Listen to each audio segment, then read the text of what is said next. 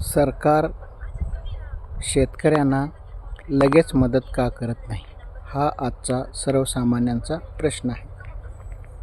तर मला असं वाटतं की सरकार का लेट करत आहे. सर्वसामान्य शेतकरी जो पुरामुळे उद्ध्वस्त झाला आहे त्याला मदत करण्यासाठी हे सरकार का उशीर करत आहे.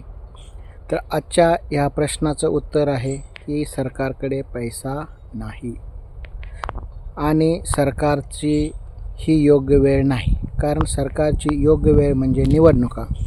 यांना निवडणुका आल्या की सगळं सुस्त, यांचे सर्व प्लॅन सक्सेस होतात, खूप हे लोक ॲक्टिव्ह होतात. पण आत्ता यांच्यासाठी ही वेळ योग्य नाही.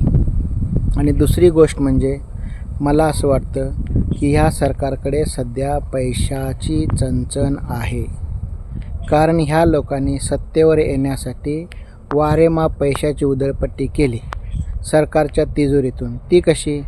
तर या लोकांनी लाडक्या बहिणींसारखी योजना आणून त्या योजनेवरती करोडो रुपये खर्च केले. त्यांना आगाऊ हप्ते दिले. का? तर त्यांची मतं पाहिजेत आणि त्या मताच्या जोरावरती ते सत्तेत येतील आणि पुढे ते आपले मौज मस्ती करतील, राज्य करतील महाराष्ट्रावरती.